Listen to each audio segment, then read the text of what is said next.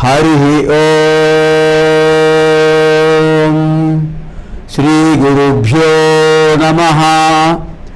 గణానాం త్వా గణపతిగుం హవామహే కవిం కవీనాముపమశ్రవస్తమం జ్యేష్ఠరాజం బ్రహ్మణాం బ్రహ్మణస్పత ఆనశృణ్వన్నోతిభిः सीदसादनं प्रणो देवी सरस्वती वाजेभिर्वाजिनीवती धीनामवित्र्यवतु. गणेशाय नमः. सरस्वत्यै नमः. श्रीगुरुभ्यो नमः. हरि ओम. शांति शांति शांति. ఏసీటీ వారి ఓం ఛానల్ ద్వారా ప్రసారమవుతున్న భారతీయ సంస్కృతి ప్రేక్షక మహాశయులందరికీ కూడా స్వాగతం, శుభస్వాగతం. భారతీయ సంస్కృతికి ఆధారం వేదాలు. వేదాలకు ఆధారం ఓంకారం. ఓంకారమే పరబ్రహ్మ స్వరూపం, ఓంకారమే జ్యోతి స్వరూపం, ఓంకారమే బ్రహ్మనాదం, ప్రణవనాదం. ఓంకారం బిందు సంయుక్తం నిత్యం ధ్యాయంతి యోగినః కామదం మోక్షదం చైవ ఓంకారాయ నమో నమః. ఓంకారం అకార ఉకార మకారాలతో కూడినటువంటి బ్రహ్మ విష్ణు మహేశ్వర స్వరూపాత్మకమైన పరబ్రహ్మ స్వరూపం. అటువంటి ఓంకారాన్ని ధ్యానిస్తూ యోగులు మోక్షం పొందుతారు. లౌకికమైనటువంటి కోరికలు గల వాళ్ళు ఐహికమైన కోరికలు కూడా పొందుతారు అని నాదబిందు ఉపనిషత్తు వాక్యం ఇది. ఋగ్వేదానికి సంబంధించినటువంటి నాదబిందు ఉపనిషత్తు 4 రకాల ధ్యానాలను మనకు ప్రవేశపెట్టింది. అది ఓంకార నాదాన్ని ఉపాసించడం, నాదోపాసన. రెండవది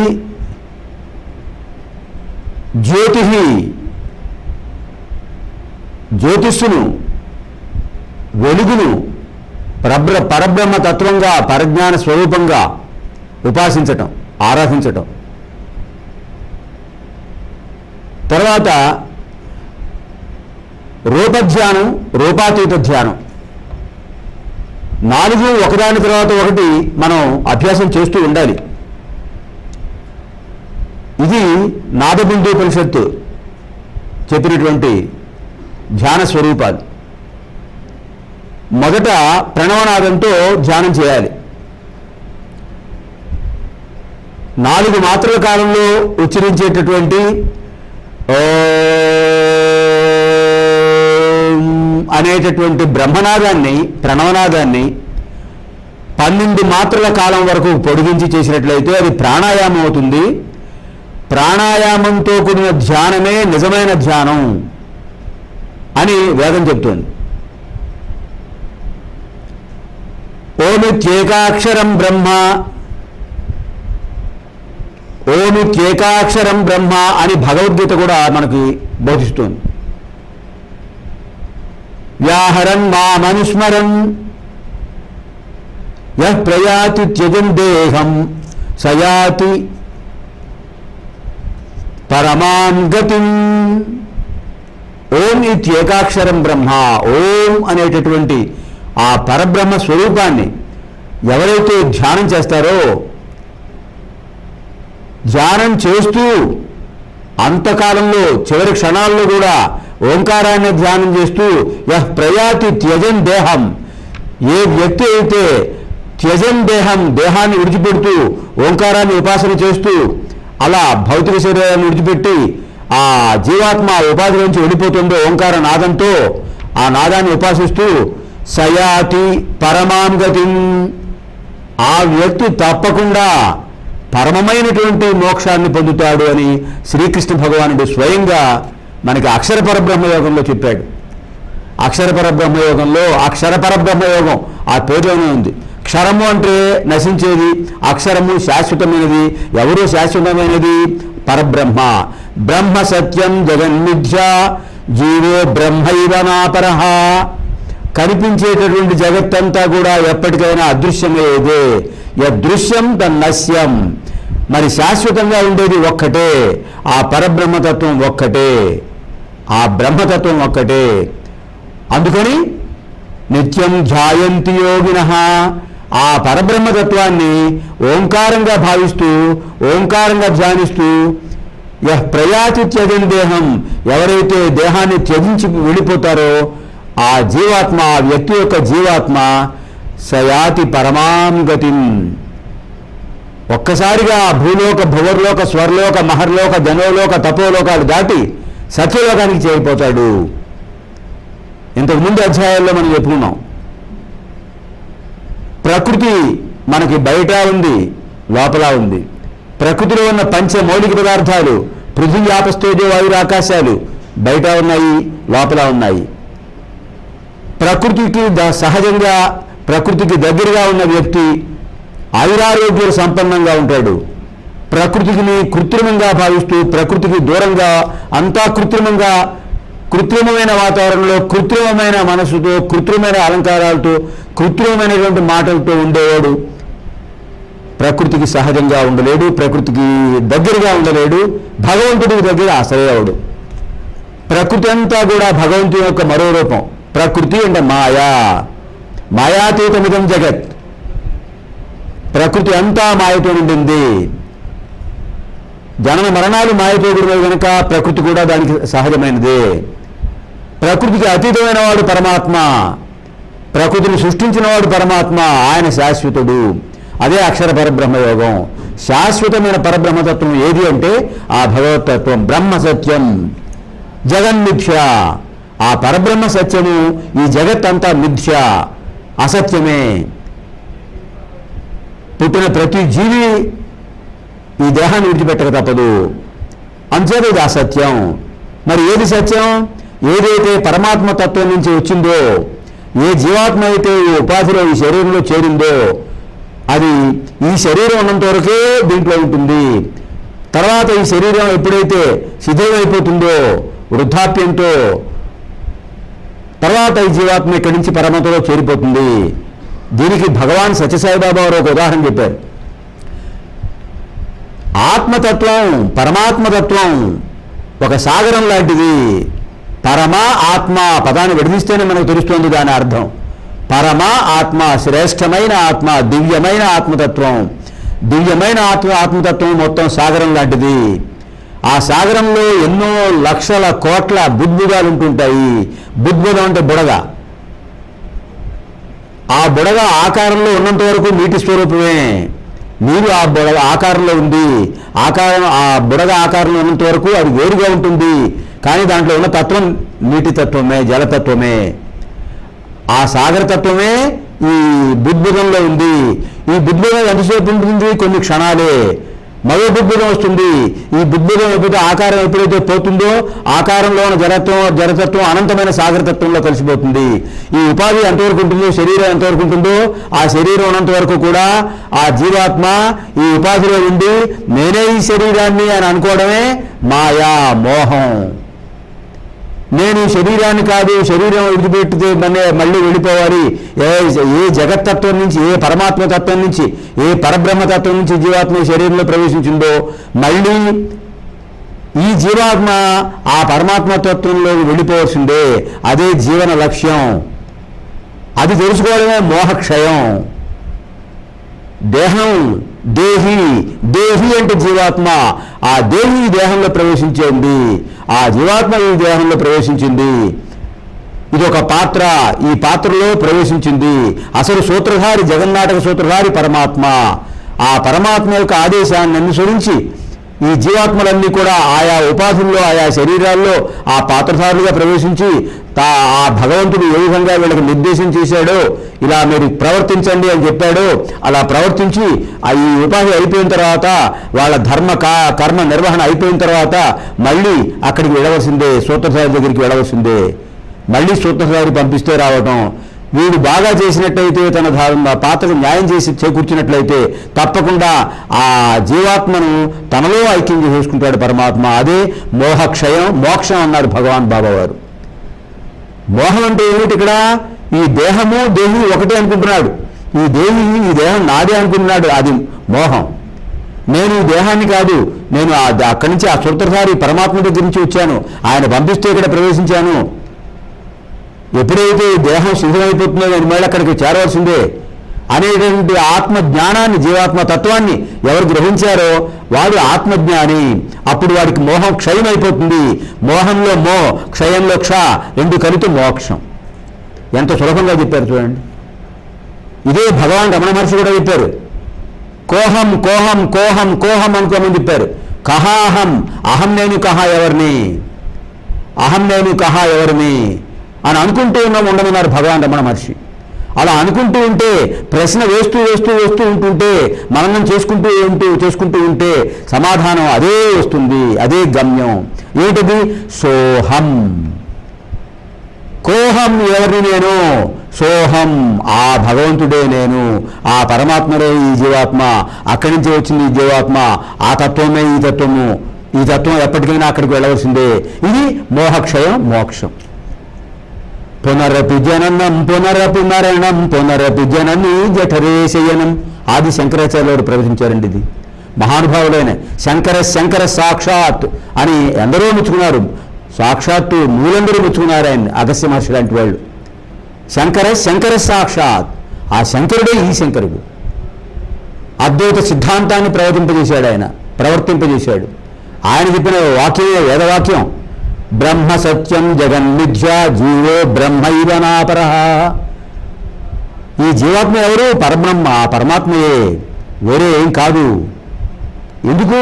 బ్రహ్మ సత్యం, జగన్మిథ్య, ఈ జగత్తంతా మిథ్య, నశించేదే. ఎప్పటికైనా ఈ జగత్తు అంతా అక్కడ లయవలసిందే. దీన్నే ప్రళయం, ప్రకృష్టం లయం ప్రళయం. ప్రకృష్టంగా పరిపూర్ణంగా ఏదైతే సృష్టించబడిందో అదంతా మళ్ళీ కూడా ఆ భగవతత్వంలో లయమైపోతే, లీనమైపోతే అదే ప్రళయం, ప్రళయం. 4 యుగాల తర్వాత జరిగేది అదే. కలియుగం 4,32,000, దీనికి రెట్టింపు ద్వాపరయుగం, దానికి ఇంకో 4,32,000 చేస్తే త్రేతాయుగం, దానికి ఇంకో 4,32,000 సంవత్సరాలు చేరిస్తే కృతయుగం, మొత్తం కలిపి 43,20,000 సంవత్సరాలు. ఇది మహాయుగం. మహాయుగం అయిపోతే ప్రళయం. కలియుగంలో మనం ఎక్కడున్నామంటే మొదటి పాదంలోనే ఉన్నాం. కలియుగం ప్రవేశించి 5,113 సంవత్సరాలు అని ఇంతకుముందు ఉగాది నాడు మనం తెలుసుకున్నాం. శ్రీకృష్ణ పరమాత్మను తన దేహాన్ని త్యజించిన క్షణమే, మరుక్షణమే కలి ప్రవేశించింది. 125 సంవత్సరాల 7 నెలల 8 రోజులు 30 ఘడియలు శ్రీకృష్ణ పరమాత్మ దేహాన్ని ధరించాడు. తర్వాత ఆ దేహాన్ని త్యజించేశాడు, సత్యలోకానికి వెళ్ళిపోయాడు. ఆ మరుక్షణమే కలి ప్రవేశించింది. అంటే కలి ప్రవేశించింది అని తెలియగానే ముందుగానే ఆయన వెళ్ళిపోయాడు. అది యుగ లక్ష్యం, అది భగవతత్వం. అది తెలుసుకోవాలంటే ఓంకార ధ్యానం, జ్యోతి ధ్యానం, ఈ రెండింటితో పాటు రూపధ్యానం, ఈ 3 సాధన చేస్తే వచ్చేది 4వది రూపాతీత ధ్యానం. ఎందుకు రూపాతీత ధ్యానం అంటున్నారంటే భగవంతుడు నిరాకారుడు, భగవంతుడు నిరంజనుడు, భగవంతుడు నిరవ్యయుడు, శాశ్వతుడు. మరి ఏ రూపంలోనే భగవంతుడికి ఈ రూపాలను ఎవరు దర్శించారు? 33 రకాల దేవతా స్వరూపాలను దర్శించారు మహర్షులు. అదే ఋగ్వేదం. అగస్త్యుడు, వశిష్ఠుడు, విశ్వామిత్రుడికి మధుచంద్రుడు, మధుచంద్రుడు ఆయన. అలాగే అంగిరసుడు, ఇలాంటి మహానుభావ గౌతముడు, ఇలాంటి మహర్షులు వారే కాదండి. అగస్త్య మహర్షి ఆయన భార్య లోపాముద్రాదేవి, ఇంకొక మహా ఋషిపత్ని లౌగాక్షి, ఇలాంటి ఋషిపత్నులు కూడా ఉన్నారు, గౌతమి.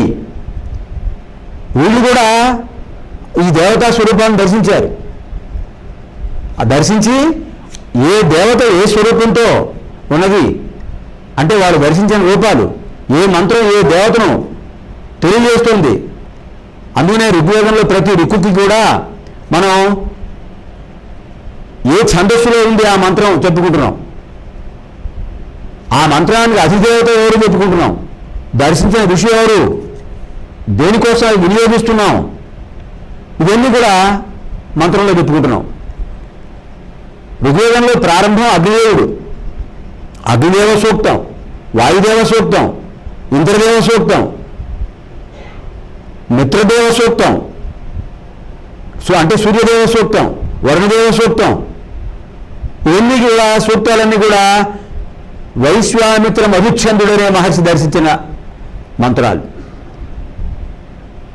ఆ విధంగా ఆ ధ్యానం చేస్తూ ఉండాలి. ఆ రూపాలని మనం ధ్యానం చేయడానికి ఒక రూపం ఉండాలి కనుక ఆ రూపాన్ని మహర్షులు దర్శించారు. ఇలా ఉంటుంది ఆ రూపం చెప్పారు. ఆ చెప్పినవే రుక్కులు. అంటే ఈ రుక్కులలో చెప్పిన ఆ రూపాలను, భగవద్ రూపాలను అష్టవసువులు, ఏకాదశ రుద్రులు, ద్వాదశ ఆదిత్యులు, ద్యావ, పృథివీ, 33 దేవతలు, ఈ 33 దేవతల యొక్క స్వరూపాలని ఎవరికి ఏ స్వరూపం ఇష్టమో ఆ స్వరూపాన్ని ధ్యానం చేయడానికి ఒక లక్ష్యం ఉంటుంది కనుక దాన్ని ధ్యానం చేయాలి. ఎలా ధ్యానం చేయాలి? ఓంకారంతో ధ్యానం చేయాలి. భగవద్గీత ఏమిటండి? సాక్షాత్తు ఉపనిషత్తుల సారాంశం అది. వేదాల్లో ఉన్న మంత్రాలు అన్నీ చదవలేరనే ఉద్దేశంతో భగవాన్ వేదవ్యాస మహర్షి ఆయన ప్రతి వేదంలో ఉన్న సారాంశాన్ని చివరి భాగంలో, వేదం యొక్క అంతభాగంలో ఉపనిషత్తు రూపంగా ఆయన మనకు అందించాడు. అంచేత దాన్ని వేదాంతము అంటారు. వేదం యొక్క అంతభాగం వేదాంతం అంటే ఉపనిషత్తు. ప్రతి వేదానికి ఉపనిషత్తులు ఉన్నాయి. 4 వేదాలకు కలిపి ప్రసిద్ధమైన ఉపనిషత్తులు 108 ఉన్నాయి. ఆ 108 ఉపనిషత్తులో మనకి ఇంకా సులభంగా ఉండాలని ఆది శంకరాచార్యుల వారు ఒక 10 ఉపనిషత్తులు ముఖ్యమైనవి తీసుకుని ఆ 10 ఉపనిషత్తులకు వ్యాఖ్యానం రాశారు. సంస్కృతం అన్నమాట. సంస్కృతానికి సంస్కృతంలో వ్యాఖ్యానం చేశారు. అదే భాష్యం, ఉపనిషత్ భాష్యం అంటారు. దశోపనిషత్తుల భాష్యం ఆయన మనకు అందించారు. అటువంటి స్వరూపాన్ని మనం ధ్యానం చేస్తున్నాం. అంచేత మొదట నాదంతో ధ్యానం చేస్తాం. ఆ నాదంతో ధ్యానం చేస్తూ జ్యోతి స్వరూపాన్ని ధ్యానం చేయాలి. అంటే ఓం అనేదాన్ని 12 మాత్రల కాలంతో మనం ధ్యానం చేసినట్లయితే ప్రాణాయామం అవుతుంది. మనకి షోడశ ఉపచార పూజలు భగవంతుని ఆరాధించే పూజలు 16 రకాలను షోడశోపచార సేవ అంటారు. ప్రతి ఉపచారంలో కూడా భగవత్పూజకు ప్రారంభంలో సంకల్పం చెప్తాం. సంకల్పం చెప్పుకుని సంవత్సరం చెప్పుకుని శ్రీ నందనామ సంవత్సరే ఉత్తరాయణే వసంత ఋతౌ చైత్రమాసే కృష్ణపక్షే ద్వాదశ్యాం భానువాసరయుక్తాయాం ఇలా చెప్పుకుంటూ అస్మిన్ స్వగృహే లేదా దేవాలయ ప్రాంగణే ఇలా భగవంతుడి ఆరాధన చేస్తున్నాం. శ్రీకృష్ణ పరమాత్మన ఆరాధనాం కరిష్యే, శ్రీకృష్ణ పరమాత్మ ధ్యానం కరిష్యే అంటే కరిష్యే చేస్తున్నాను అని అనుకుని తర్వాత ఏం చేస్తాం? ప్రాణానాయమ్య అని చెప్తాం. ఇది యజుర్వేదంలో చెప్పిన సంస్కారం. ప్రాణానాయమ్య అంటే పురోహితులు ఏం చెప్తుంటారు? ప్రాణానాయమ్య ఒక్కసారి ప్రాణాయామం చేయండి, ముక్కు పట్టుకొని ఉంటారు. ముక్కు పట్టుకుంటే ప్రాణాయామం అవుతుంది అంటే ఓంకారాన్ని 12 మాత్రల కాలం వరకు మనం ధ్యానం చేస్తే అదే ప్రాణాయామం. అదే వేదంలో చెప్పారు. నాద బిందు ఉపనిషత్తులో చెప్పారు.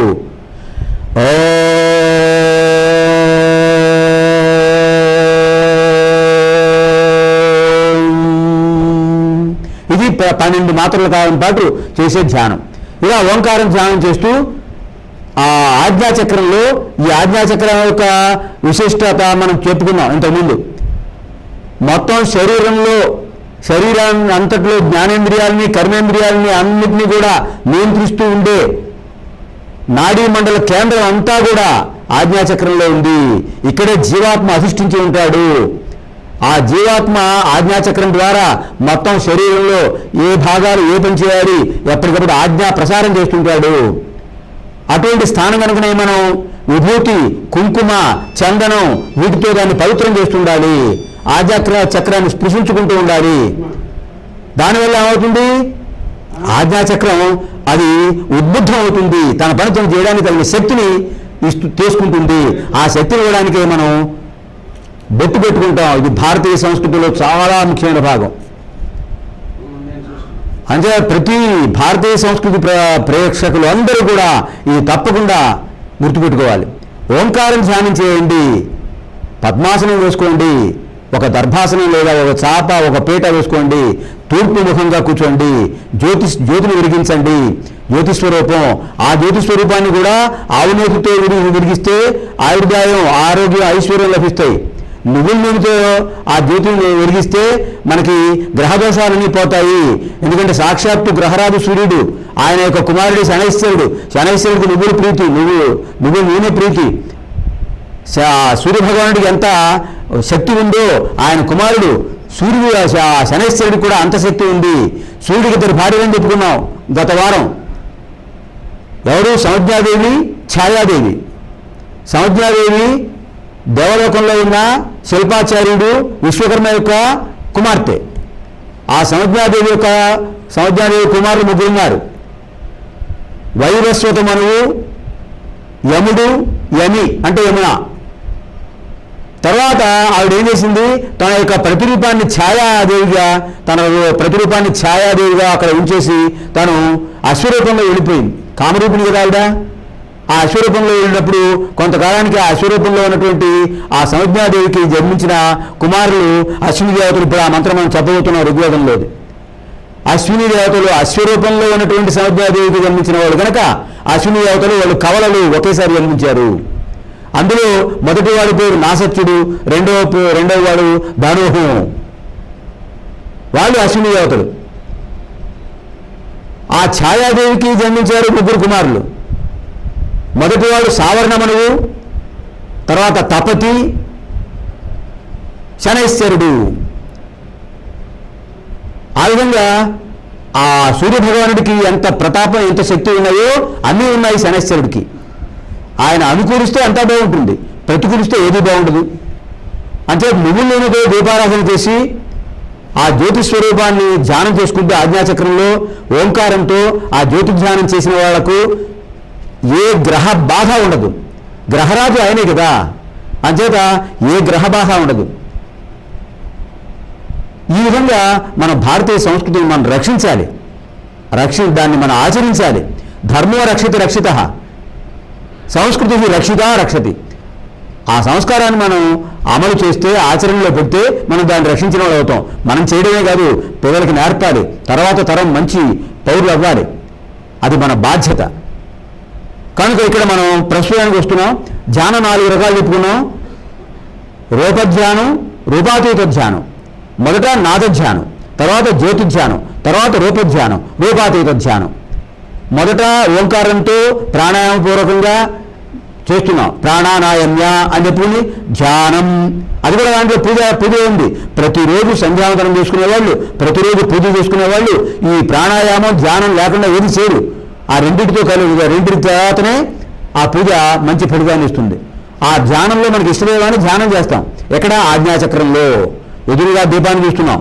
ఇలా సాధన చేస్తూ అంటే నాదధ్యానంతో, జ్యోతిధ్యానంతో సాధన చేస్తూ ఆ ఆజ్ఞాచక్రంలో ఆ జ్యోతి స్వరూపంలో మనకి ఇష్టమైన దైవం గణపతి అవ్వచ్చు, లలితాదేవి అవ్వచ్చు, లక్ష్మీదేవి అవ్వచ్చు, ఏ రూపమైన సరే, విష్ణు అవ్వచ్చు, శివుడు అవ్వచ్చు. ఆ రూపాన్ని అక్కడ ధ్యానం చేస్తూ అలా కళ్ళు మూసుకుని ఆ రూపాన్ని ఆజ్ఞాచక్రంలో అలా మనసులో నిలబెట్టుకుని అలా స్థాపించుకుని అలా ధ్యానం చేస్తే, అలా సాధన చేస్తే క్రమంగా అది రూపధ్యానం సిద్ధిస్తుంది. ఈ రూపధ్యానం ఇంకా సాధన చేస్తే రూపాతీత ధ్యానం వస్తుంది. అదే పరమ లక్ష్యం. ఆ రూపాతీత ధ్యానమే మోక్షానికి మార్గం అవుతుంది. ఇది అమృత బిందు ఉపనిషత్తులో చెప్పారు. అమృత బిందు ఉపనిషత్తులో, నాదబిందు ఉపనిషత్తులో 4 రకాల ధ్యానం చెప్తూ అమృత బిందు ఉపనిషత్తులో ఏం చెప్పారంటే, ఈ ధ్యానం చేయడం వల్ల మనస్సు స్వాధీనమవుతుంది అన్నారు. మనస్సు ఇంద్రియాలకన్నిటికీ అధినేత. మన ఏవ మనుష్యాణం కారణం బంధ మోక్షయోహో. ఇది అమృత బిందు ఉపనిషత్తులో ఉన్న శ్లోకం అండి. చాలా గొప్ప శ్లోకం. అమృత బిందు ఉపనిషత్తు ఆ పేరులోనే ఉంది. మనకి రకరకాల బాధలను, అస్వస్థతలను, రోగాలను పోగొట్టి అమృతత్వాన్ని ప్రసాదించేటటువంటి ఉపనిషత్తు అది అమృత బిందు ఉపనిషత్తు. ఎలా వస్తుంది ఆ సాధన అంటే మనసును స్వాధీనం తీసుకోవాలి. ఎలా మనసును స్వాధీనం తీసుకోవడం? అదే అక్కడ చెప్పారు. మన ఏవ మనుష్యాణం కారణం బంధ మోక్షయోహో.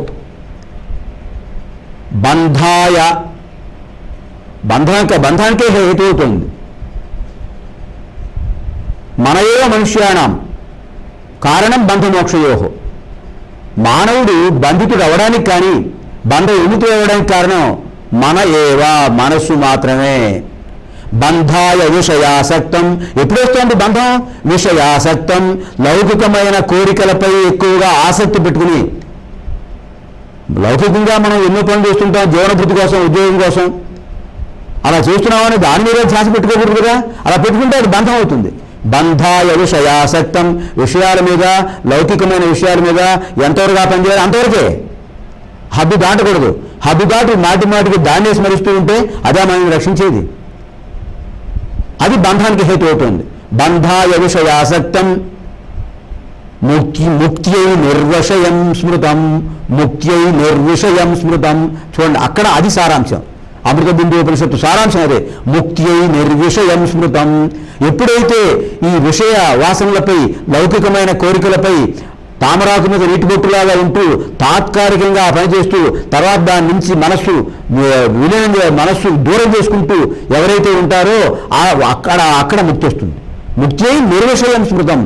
విషయం లేకుండా ఉండటమే, మనస్సులో ఎటువంటి ఆలోచనలు లేకుండా మనస్సును శూన్యం ఎప్పుడైతే చేస్తాడో అప్పుడు నిర్విషయం అవుతుంది. అలా నిర్విషయము, నిశ్చలమైనటువంటి, శూన్యమైనటువంటి మనస్సు ముక్తికి సోపానం అవుతుంది. ముక్తి నిర్విషయం స్మృతం. అది అమృత బిందు ఉపనిషత్తులో చెప్పింది. మన ఏవ మనుష్యాణం కారణం బంధ మోక్షయోహో. బంధాయ విషయాసక్తం ముక్త్యై నిర్విషయం స్మృతం. ఇది మనం సాధన చేయగా వస్తుంది. అదే రమణ మహర్షి చెప్పిన మాట మళ్ళీ ఒకసారి జ్ఞాపకం చేసుకుందాం. సోహం అనేది మనం రావాలి. అంటే సహా అహం. అహం నేను, సహా భగవతత్వాన్ని.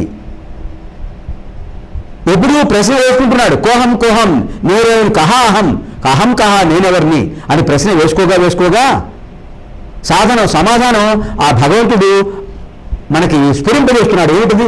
సోహం, సహా అహం. ఈ సోహం కూడా ఓంకారానికి సాధన అవుతుంది. అది కూడా ఓంకారమే కదా భగవత్ స్వరూపం. సోహం అనే పదాలు రెండు చూసుకోండి, రెండు అక్షరాలు. సో అనే దాంట్లో సకారం, హం అనే దాంట్లో హకారం. ఈ రెండు హల్లులు తీసేసినట్లయితే మిగిలేది ఓం. మనం ఉచ్ఛ్వాస తీసుకునేటప్పుడు సో అని మనసులో సో అనుకుంటూ ఉచ్ఛ్వాస తీసుకోవాలి. హం అనుకుంటూ నిశ్వాస తీసుకోవాలి, నిశ్వాస విడిచిపెట్టాలి. ఇలా సోహం సోహం సోహం. ఇదే ప్రాణాయామం. అంటే ప్రాణాయామాన్ని భగవతత్వానికి అనుకూలంగా మనం ధ్యానపూర్వకంగా చేస్తూ ఉంటే ఇదే సాధన, మోక్ష సాధన మార్గమే. దీనిలో భక్తి కూడా అమిడి ఉంది. నారదుడు భక్తి సూత్రాల్లో చెప్పాడు, మోక్ష సాధన మార్గేషు భక్తిరేవగరీయసి. మోక్ష సాధన మార్గేషు భక్తిరేవగరీయసి. మోక్షాన్ని సాధించాలంటే భక్తే గొప్పది. భక్తి లేకపోతే మోక్షం లభించడం కష్టం. ఈ యోగాలు, సాధనలు ఎన్ని చేసినా ఇంకా అనంతం. ఎన్ని చేసినా ఇంకా ఉన్నాయి. ఇంకా ఎందుకంటే సత్యం జ్ఞానం అనంతం బ్రహ్మ ఉపనిషత్తులో చెప్పారు. సత్యం జ్ఞానం అనంతం బ్రహ్మ. ఈ జ్ఞానము అనంతం. మరి ఈ అనంతమైన జ్ఞానాన్ని ఎప్పుడు మనం పొందేది, ఎప్పుడు మోక్షం పొందేది? ఈ జన్మలో అవుతుందా? ఎన్ని జన్మలో సాధన చేసి చేసి చేసి మానవ జన్మకు వచ్చాం. ఈ మానవ జన్మ యొక్క లక్ష్యం మళ్ళీ తిరిగి రాకపోవడమే. అదే శంకరాచార్య చెప్పింది అదే కదా, పునరపి జననం పునరపి మరణం పునరపి జనని జఠరేశయనం. జననం మరణం ఈ చక్రం ఇలా దీంట్లో సాగుతుండవలసిందేనా? మళ్ళీ జననీ జఠరంలో శయనించవలసిందేనా? మాతృగర్భంలో పడుకోవాల్సిందేనా? ఎప్పటికీ ముక్తి అది కాదు కదా. ఇహ సంసారే ఖలు దుస్తారే కృపయా పారే పాహి మురారే. ఓ మురారి, ఓ విష్ణుమూర్తి, హే కృష్ణ, ఇహ సంసారే బహుదుస్తారే, ఈ ప్రపంచం దుస్తారము తరించడానికి దాటడానికి శక్యం కాకుండా ఉంది. కృపయా పారే, దయచేసి రక్షించు, ఈ గట్టును ఈ దాటించు సంసార సాగరాన్ని అని ఆయన కోరాడు. మరి దీనికి ఏమిటి మార్గం? భజ గోవిందం భజ గోవిందం గోవిందం భజ మూఢమతే. ఆ గోవిందుని భజించు, ఆ భగవంతుడిని స్మరణ చెయ్యి, అదే నీకు రామతారకం అవుతుంది, మంత్రం అవుతుంది. భజ సేవాయాం సంస్కృత భాషలో విశేషం ఏంటంటే, ఒక ధాతు ఉందంటే, ఒక క్రియారూపం ఉందంటే దాని అర్థం పక్కనే ఇస్తుంటారు. భజ సేవాయాం అనే ధాతువు, భజ సేవాయాం, భజ అనే ధాతువుకు సేవించుగా అని అర్థం. ఏమిటి సేవించడం? ఎవరిని సేవించడం? ఆ భగవంతుడినే. ఈ సేవలు 2-3 రకాలు ఉన్నాయి. వాగ్రూప సేవ, కాయిక రూప సేవ, మానసిక సేవ. మనసులో భగవంతుడి రూపాన్ని ధ్యానించడం మానసిక సేవ. భగవంతుడి నామాన్ని జపించడం, ఉచ్చరించడం అది వాగ్రూప సేవ, అంటే నామస్మరణ. కాయిక సేవ, ఆచరణాత్మకమైన సేవ ఏమిటి? ఇతరులకు సహాయం చేయడం. వ్యాస భగవానుడు 18 పురాణాలు రాసిన తర్వాత సారాంశం సూక్ష్మంగా చెప్పేయండి. భగవాన్ బాబా వారు ఈ శ్లోకాన్ని బాగా చెప్తుంటారు, తరచుగా చెప్తుంటారు. అష్టాదశ పురాణేషు వ్యాసస్య వచనద్వయం, అష్టాదశ పురాణేషు వ్యాసస్య వచనద్వయం. 18 పురాణాల్లో వ్యాస భగవానుడు చెప్పిన సారాంశం ఒకటేట. ఏమిటది? పరోపకార పుణ్యాయ పాపాయ పరపీడనం. పరోపకార పుణ్యాయ పాపాయ పరపీడనం. ఇతరులకు ఉపకారం చేస్తే పుణ్యం వస్తుంది, ఇతరులకు అపకారం చేస్తే వాళ్ళని పీడిస్తే పాపం వస్తుంది. ఇదే అష్టాదశ పురాణాల సారాంశం. 18 పురాణాలు సర్వైన ఒక జన్మ కాలదండి. ఎందుకంటే అగ్ని పురాణం, శివపురాణం, స్కంద పురాణం ఇవన్నీ చాలా చాలా పెద్దవి. స్కంద పురాణం 80,000 ఉన్నాయి, అగ్ని పురాణం 24,000 ఉన్నాయి, భాగవత పురాణం దాదాపు 65,000 ఉన్నాయి. ఇలా ఇవన్నీ ఎప్పుడూ చదివేది. వాటి సారాంశం ఒకటే, ఆచరణాత్మకంగా చేయాలి. పరోపకార పుణ్యాయ, ఇతరులకు సేవ చేయడమే అసలు భజ అనే దానికి సేవ అనేది అర్థం. భగవంతుడి నామాన్ని కీర్తిస్తున్నాం, భగవంతుడి నామాన్ని జపిస్తున్నాం అంటే వాగ్రూప సేవ. మనం ఆ నామాన్ని ఉచ్చరించడం ద్వారా పక్క వాళ్ళకు కూడా వాళ్ళని కూడా తరింపజేస్తున్నాం, అది సేవ. దీనికి ఒక చిన్న పద్యం ఉంది. క్రూరాత్ముడజామీనుడు నారాయణయంచు ఆత్మనందను పిలువన్. క్రూరాత్ముడజామీనుడు నారాయణయంచు ఆత్మనందను పిలువన్. ఏ రీతిని ఏడుకొంటివో ఏరీనిని మించు దేవులు నిన్ను మించు దైవము ఎందును కృష్ణ. ఏరీనిని మించు దైవం ఎందును కృష్ణ. క్రూరాత్ముడు అజామీయుడు. అజామీయుడు అనేవాడు, అది అజామీయుల ఉపాఖ్యానం భాగవతంలో ఉందండి ఈ ఉపాఖ్యానం. అజామీయుడు అనేవాడు ఒక ముని కుమారుడు. ఆ ముని యజ్ఞాలు యాగాలు చేసి చాలా పేరు పొందాడు. వీడు కూడా చిన్నప్పుడు తండ్రి గారి దగ్గర అన్ని చదువుకున్నాడు, వేదాలు ఉపనిషత్తులు శాస్త్రాలు నేర్చుకున్నాడు. తర్వాత వాడికి పూర్వజన్మ దుష్కృతం. వాడు ఒకరోజు ఏం చేశాడు, వాడు అప్పటికి ఒక 20 ఏళ్ళు వచ్చేవాడికి యువకుడు. తండ్రి గారు అడవికి వెళ్ళి సమిసలు, దర్భలు, కందమూల ఫలాలు తీసుకురమ్మని చెప్పాడు. అజామీయుడు వెళ్ళాడు. వెళ్ళి అడవిలో సమిసలు, కుసుమలు, పుష్పాలు, దర్భలు తీసుకుంటున్నాడు. అలా తీసుకుంటుంటే అక్కడ ఒక కిరాతర రాజు కుమార్తె కనిపించింది. ఒక ఆవిడ, ఆటవికుల రాజు ఉన్నాడు ఒక ఆయన, ఆ రాజు కూతురు అన్నమాట. ఆవిడ కనిపించింది. ఆవిడ సౌందర్యాన్ని ముగ్ధుడయ్యాడు. ఇంకా మళ్ళీ రాలేదు వాడు, ఆ అక్కడే ఉండిపోయాడు. ఆవిడనే పెళ్లి చేసుకున్నాడు. అది మరో జన్మ అయిపోయింది వాడికి. గాయత్రి అనుష్ఠానం మర్చిపోయాడు, బ్రహ్మజ్ఞానం వాడు నేర్చుకున్న శాస్త్రాలు మర్చిపోయాడు. ఇంకా అదే లోకం. వాడికి లేక చాలా కారణంగా ఒక్కడి కొడుకు పుట్టాడు. పూర్వజన్మ సంస్కారం వల్ల వాడికి ఆ కొడుక్కి నారాయణ అని పేరు పెట్టాట. వాడు అక్కడ దారిదేపుడు దొంగగా ఉన్నాడు. వాడు చేసినవన్నీ పాపాలే. ఎన్ని చేసినా వాడు చివరి క్షణాల్లో కొడుకుని పిలిచాట. క్రూరాత్ముడు అజామీయుడు నారాయణ ఎంచు ఆత్మనందను పిలువని కొడుకుని పిలిచాట. నారాయణ నారాయణ అని. వాడి మనస్సంతా కొడుకు మీదే ఉంది.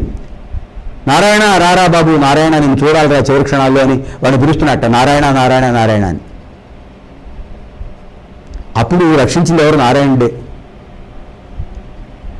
ఆయన్ని ఎలా రక్షించావు స్వామి? నిన్ను మించిన దైవం ఉన్నాడా అని అక్కడ ఆ భక్తుడు కృష్ణుని ప్రార్థించాడు. అంచేత ఆ భజన అనేటటువంటి ఆ నామస్మరణ అంత గొప్ప స్థానం ఇస్తుంది. భారతీయ సంస్కృతిలో ఉన్న విశేషం అదే. అగ్నిదేవుడైనా, వాయుదేవుడైనా, వరుణదేవుడైనా, సూర్యభగవానుడైనా, సూర్యదేవుడైనా, మిత్రావరుణులైనా, ఏ దేవత అయినా దివ్యత్వం ఒక్కటే. మానవులు వేరైనా మానవత్వం ఒక్కటే, దేవుళ్ళు వేరైనా దివ్యత్వం ఒక్కటే. అదే భిన్నత్వంలో ఏకత్వం భారతీయ సంస్కృతి. అందుకని మనం ఏం చేస్తున్నాం? భారతీయ సంస్కృతిలో కట్టు, బొట్టు, జుట్టు మూడు ముఖ్యం అనుకున్నామండి. ప్రతిరోజు మనం ఆచరించాలి, పిల్లలకు నేర్పాలి. లేవగానే ఓంకారం చేయండి, మనస్సు పవిత్రం అవుతుంది, మనస్సు ప్రశాంతం అవుతుంది. మనస్సు ప్రశాంతం అయితే ఏకాగ్రత సిద్ధిస్తుంది.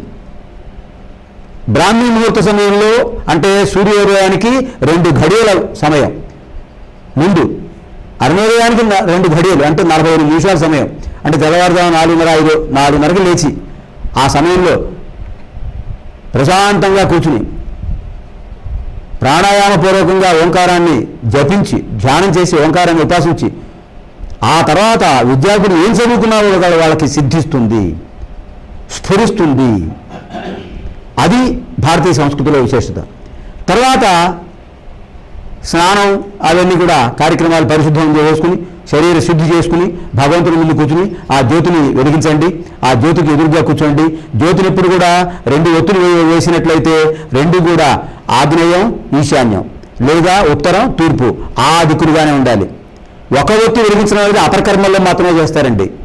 ఎప్పుడైతే మనిషి దేహాన్ని త్యజించి వెళ్ళిపోయే సమయం ఉందో అటువంటి స్థితిలో దక్షిణ దిక్కున ఆ శరీరాన్ని శిరస్సు దక్షిణ భాగంలో పెట్టి అలా దక్షిణ అభిముఖంగా, అంటే ఉత్తరానికి శిరస్సు పెడతారు ఆ మృతుడి యొక్క శరీరం, వాడు లేస్తే దక్షిణం కనిపించాలి. అంటే యమదిశ, వాడు వెళ్ళవలసిన దిశ అదే. పుణ్యాత్ములైన పాపాత్ములైన ముందు వెళ్ళవలసింది ఆయన దగ్గరికే. ఆయన ధర్మరాజు, యమధర్మరాజు, ధర్మానికి అధిష్టాన దేవత ఆయన. వీళ్ళ యొక్క పుణ్యపాప విచక్షణ నిర్ణయించేది ఆయనే. ఆ తర్వాత వీళ్ళని ఏ మార్గానికి పంపించాలో ఆయనే నిర్ణయిస్తాడు. అంటే అందరూ వెళ్ళవలసింది అటే దిక్కు, పుణ్యాత్ముడైనా పాపాత్ముడైనా. అందుకని వాడు లేవగానే దక్షిణ దిశ కనిపించాలి. ఆ జ్యోతి వెలిగించినప్పుడు ఒకటే జ్యోతి వెలిగిస్తారు, ఒకటే ఒత్తి వెలిగిస్తారు ఆ సమయంలో మాత్రమే. మామూలుగా నిత్యకృత్యాల్లో దైవ పూజా కార్యక్రమాలు 2, 3 కూడా వెలిగించవచ్చు. ఇది మన యొక్క భారతీయ సంస్కృతి. ఇంకా భారతీయ సంస్కృతిలో మరో విషయం మనం తెలుసుకోవాల్సింది ఏంటంటే,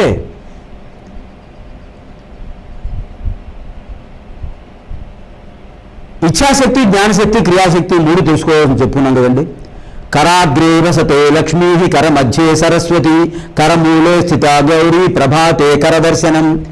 లేవగానే 2 చేతులు ఒకసారి రుద్దుకుని ఆ ఈ వేళ యొక్క చివరి భాగాల్లో ఉన్న నాడీ కేంద్రాలని ఉద్బుద్ధం చేసుకుని కళ్ళకు అద్దుకుని ఆ లక్ష్మీదేవి, సరస్వతీదేవి, పార్వతీదేవి ముగ్గురిని కూడా దర్శించుకుని అక్కడ ఉన్నట్లుగా దర్శించుకుని తర్వాత మన కార్యక్రమాలకు వెళ్ళిపోవాలి.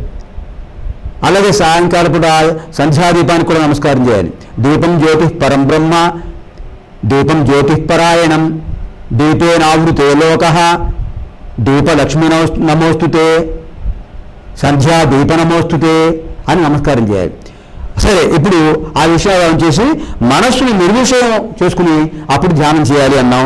ఇక్కడ మనం ఇవాళ ఈ ఋగ్వేదంలో మధుచ్ఛందుడు అనే మహాముని, విశ్వామిత్రుడి యొక్క కుమారుడు వైశ్వామిత్ర మధుచ్ఛందుడు దర్శించినటువంటి అశ్విని దేవతల సూక్తం నేర్చుకుందామండి. ప్రపూర్వగౌ పూర్వజౌ చిత్రభాను, ప్రపూర్వగౌ పూర్వజౌ చిత్రభాను, దివ్యౌ సువర్ణౌ విరజౌ విమానౌ, దివ్యౌ సువర్ణౌ విరజౌ విమానౌ, అధిక్షిపంతౌ భువనాని విశ్వా. ఇది 3 పాదాల్లో ఉన్న గాయత్రి ఛందస్సు. మంత్రాలన్నీ ఎక్కువ భాగం గాయత్రి ఛందస్సులోనే ఉంటాయి. ఒక్కో పాదానికి 8 అక్షరాలు, 3 పాదాల్లో 3 8 24 అక్షరాలు. త్రిపదా గాయత్రి చతుర్వింశత్యగుం అక్షరా. అది అంటే ఈ మైత్ర విశ్వామిత్ర ఛందస్సుడు వైశ్వామిత్ర మధుఛందుకు దర్శించిన ఈ అశ్విని దేవతల మంత్రం గాయత్రి ఛందస్సులో ఉంది. అధిదేవతలు ఇద్దరు, ఎవరు? నాసత్యుడు, ధనుడు, వాళ్ళే అశ్విని దేవతలు.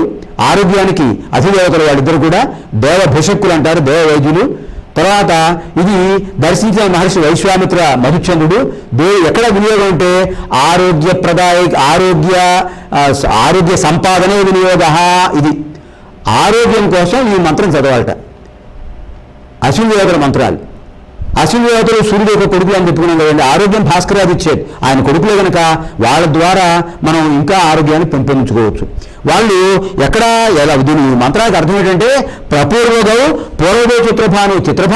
చిత్రమైన కిరణాలు గెలవాలంటే వాళ్ళు చిత్రమైన కిరణాలు గెలిచిన వాళ్ళు పూర్వజు అందరికంటే ముందుగా వెళ్ళిపోతుంటారు, అందరికంటే వేగంగా ముందు వెళ్ళిపోతుంటారు. ప్రపూర్వగౌ అందరికంటే ముందు ప్రత్యక్షం అవుతుంటారు.